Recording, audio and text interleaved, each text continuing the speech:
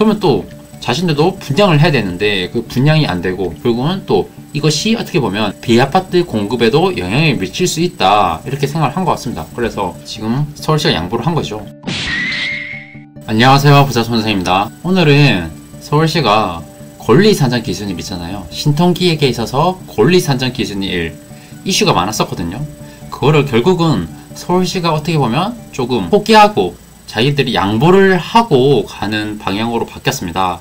그래서 권리산정 기준일을 조정했다. 그러니까 서울시와 자치구가 주민 갈등, 정비 사업의 영향을 면밀히 검토해서 이렇게 앞으로 신통기획을 추진해 나갈 예정이라고 합니다. 그래서 여기에 대해서 한번 이야기를 나눠보도록 하겠습니다. 그리고 제가 멤버십을 운영하고 있습니다. 그래서 일주일에 한 개 지역 또는 도움이 되는 부동산 정보가 있을 때 멤버십 회원님만들을 위한 영상을 제공하고 있으니까 많은 관심 부탁드리고요. 그리고 또 제가 최근에 드디어 마포구 부동산 완결판 전자책을 출간했습니다. 그래서 현재 8월 3일까지 얼리버드 행사 진행 중이거든요. 그래서 아마 마포구에 대해서 관심 있으셨던 분들은 이 책이 도움이 많이 되실 거라 생각합니다. 그래서 반드시 얼리버드, 이왕 사실 거면 얼리버드 기간 내에 사시면 좋을 것 같습니다. 그럼 영상을 시청하기 앞서 좋아요와 구독하기 부탁드리겠습니다.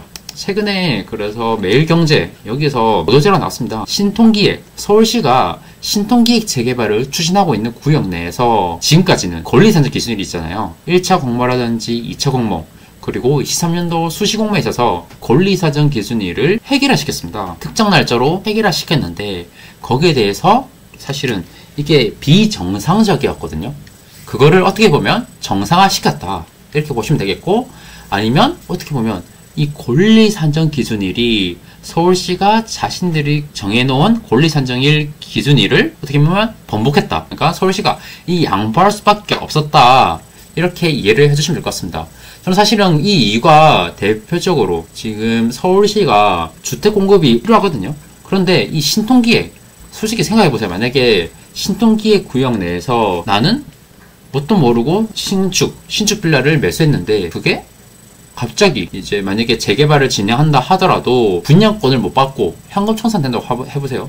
그럼 당연히 실은 웬만하면 신축 빌라 투자자들은 재개발 만약에 사업이 추진된다고 했을 때 찬성하는 입장이거든요. 그런데 내가 만약에 분양권을 받지 못한다, 그러면 당연히 사업 반대할 수밖에 없습니다.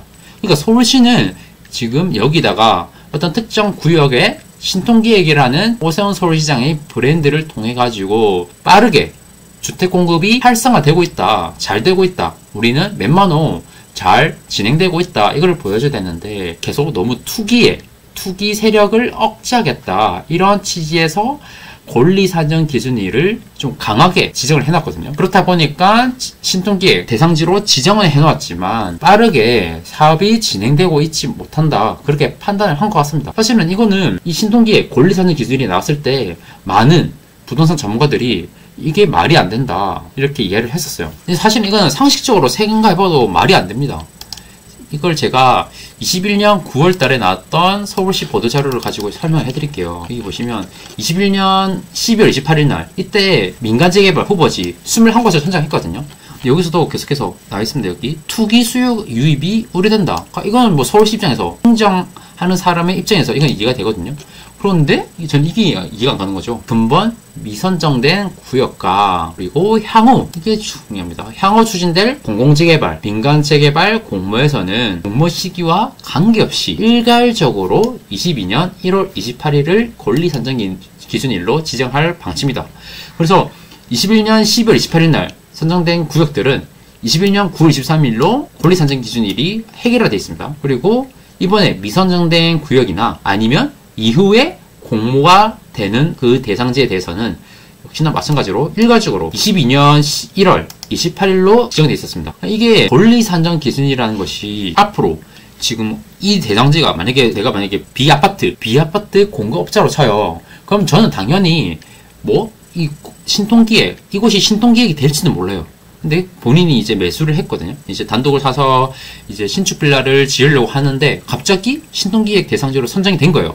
본인의 의지와 관계없이 거기에 추진하고자 하는 세력이 있어가지고 갑작스럽게 신통기획이 추진됐다고 쳤는데 갑작스럽게 22년 1월 28일 날이 권리 산정 기준일이다. 그러니까 나는 아무런 투기의 의도가 없었지만 내 신축 빌라를 사는 사람들은 당연히 분양권을 못 받게 되는 것이죠. 그러면 또 자신들도 분양을 해야 되는데 그 분양이 안 되고 결국은 또 이것이 어떻게 보면 비아파트 공급에도 영향을 미칠 수 있다 이렇게 생각을 한 것 같습니다. 그래서 지금 서울시가 양보를 한 거죠. 그리고 22년 2차 공모가 또 나왔었거든요. 여기 보시면 2차 공모 때도 마찬가지입니다.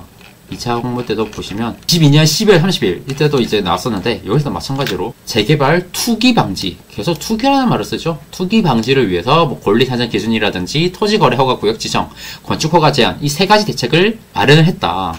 그래서 여기서 나와 있습니다. 여기 우선 1차 신통기획 재개발 공모 선정지는 21년 9월 23일을 일괄적으로 권리산정 기준일로 했고, 그리고 만약에 1차 신통기획 공모 미선정 구역이라든지 향후 공모되는 신통기획 공모지에 대해서는 일괄적으로 22년 1월 28일로 했다 이렇게 했죠. 그래서 근데 또 이거 권리산정 기준일 이게 또 신통기획이랑 모아타운이랑 다르거든요. 모아타운은 권리산정 기준일 이전에 착공만 됐으면 됐습니다. 그러니까 착공만 됐으면 됐다. 이건 그래도 우리가 이해가 되잖아요.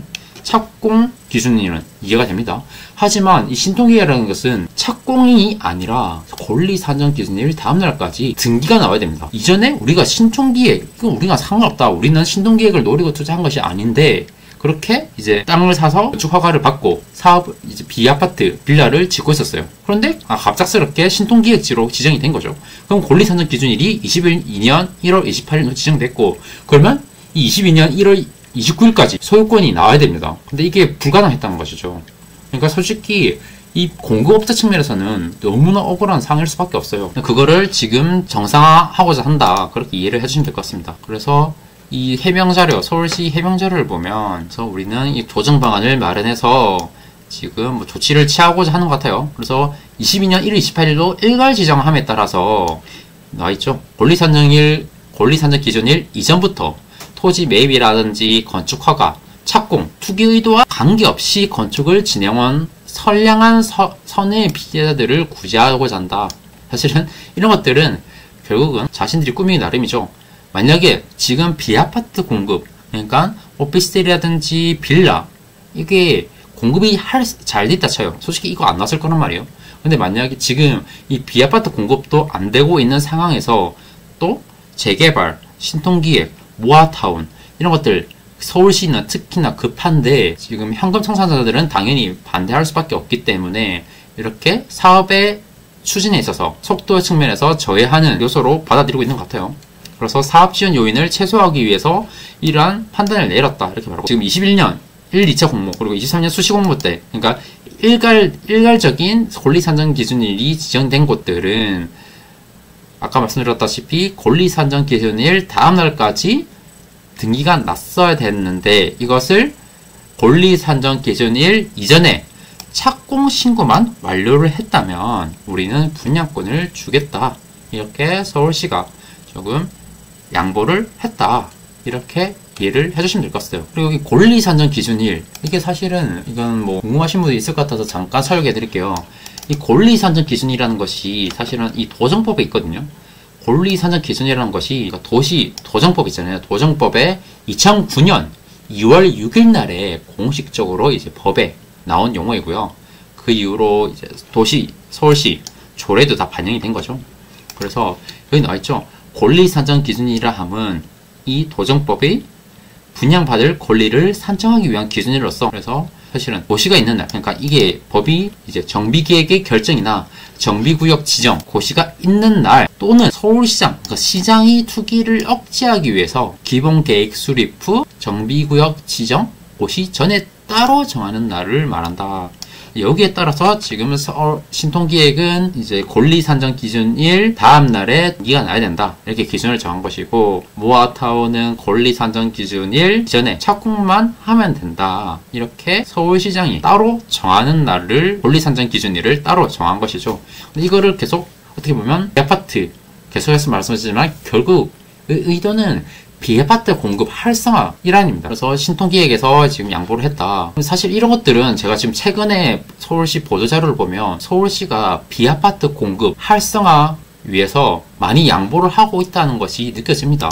사실 이거 제가 하는 거 나중에 제가 따로 영상을 찍어볼까 하는데, 모아타운도 마찬가지입니다. 모아타운도 지금 사업 여건 불리한 곳이 있거든요. 뭐 예를 들어서 뭐 고도지안이라든지 문화재 주변, 그리고 구릉지 이런 것들은 사업성이 안 좋잖아요. 그러니까 모아타운 대상지로 지정이 됐으나 사업성이 좋지 못하고, 그렇게 사업성이 좋지 못하기 때문에 사업 추진 속도가 느리다, 이렇게 판단을 하고 있거든요, 서울시는. 그래서 SH나 LH와 협력해서 공공이 지원을 하겠다, 이렇게 서포트 해주겠다, 이런 보도자료가 오늘 이제 24년 8월 1일에 나왔습니다. 여기서도 중요한 게 있거든요. 제가 이거 빨리 쳐놨는데 이건 제가 따로 다뤄보긴 할게요. 여기서도 기존에는 재개발이라든지 뭐 재건축은 뭐 인센티브 개념이니까 어쨌든 간에 재개발을 하면 임대주택을 기부 체납을 해야 돼요. 아니면 도로라든지 이런 거 기부 체납을 해야 되는데, 그 임대주택의 기부 체납 비율을 완화시켜 주겠다는 것입니다.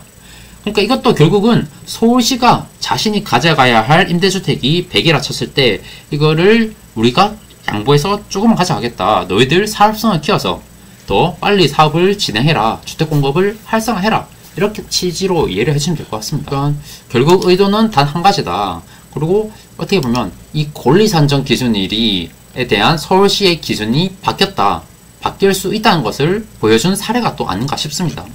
저는 앞으로도 비아파트, 어차피 아파트 공급은 늦었기 때문에 비아파트 공급 활성화 또는 재개발, 재건축 이런 사업들의 활성화를 위해서라도 서울시가 자신들이 조금 양보를 하거나 이제 민간에게 더 많은 인센티브를 주는 그런 방안들이 계속 나올 것이라 생각을 합니다. 그래서 오늘 영상은 여기까지고요. 다음에 또 도움되는 영상으로 찾아뵙도록 하겠습니다. 그럼 긴 영상 시청해 주셔서 감사합니다. 감사합니다.